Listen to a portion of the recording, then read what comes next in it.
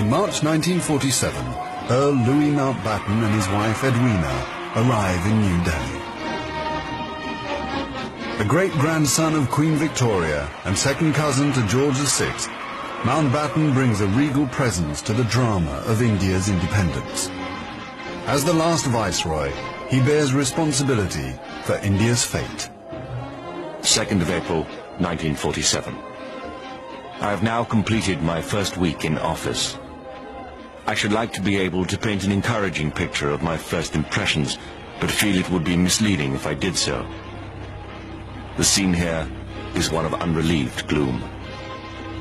At this early stage, I can see little common ground on which to build any agreed solution for the future of India. The only conclusion I have been able to come to is that unless I act quickly, I may well find the real beginnings of a civil war on my hands.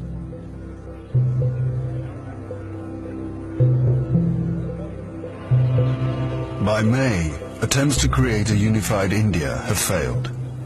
Gandhi retreats from political life. Muhammad Ali Jinnah, leader of the Muslim League, and Jawaharlal Nehru of the Indian National Congress concede to divide India.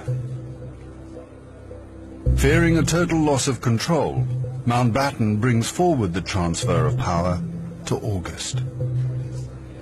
Two nations will be created by partition, a secular India and a new homeland for India's Muslims, Pakistan.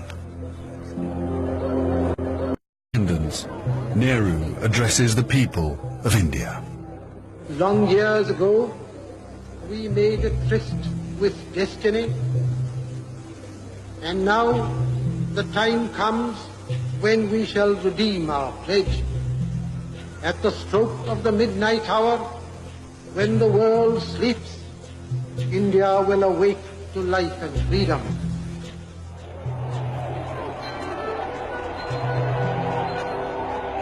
The 15th of August, 1947, the British Empire in India has come to an end. The last viceroy, Louis Mountbatten.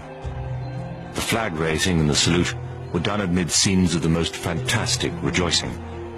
And as the flag broke, a brilliant rainbow appeared in the sky, which was taken by the crowd as a good omen.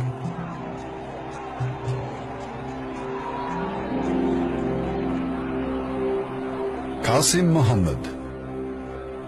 On the 15th of August came freedom. The freedom to burn, loot and murder. While Delhi and Karachi were celebrating, central Punjab was burning.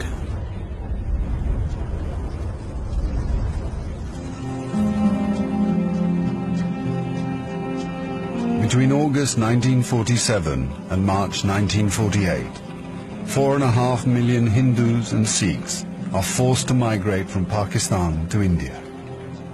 6 million Muslims must move in the opposite direction. Britons and Indians witness the bloodshed. Shahid Ahmed. It is a battleground. People have gone mad. Trains to Pakistan are being looted and occupants slaughtered. We all knew that carnage was in the offing. So did Mountbatten. The British Empire, which tried to build India over centuries, can never live down this great tragedy.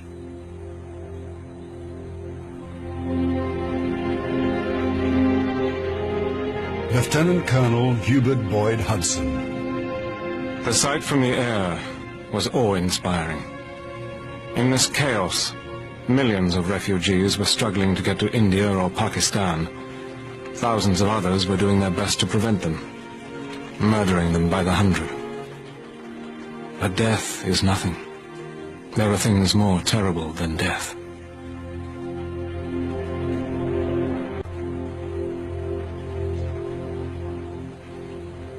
Ten million people are displaced in the partition of India. 1 million are dead.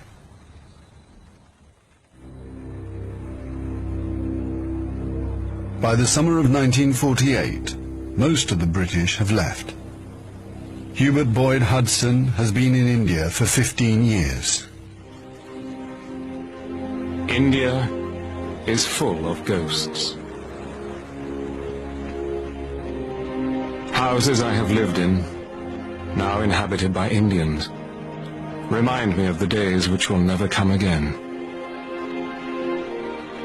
When the Viceroy drove past with a cavalry escort in red coats, I have seen the greatness of the British in India, but now it is all ended, and we are the last to leave, the few who are trying to tidy up the mess which the sudden splitting of an old empire has caused. Britain has lost its greatest imperial possession. Mahatma Gandhi once said that if India became free, the rest of the empire would follow. In the next 10 years, the fire of India's independence will spread around the globe, from the Middle East to Africa.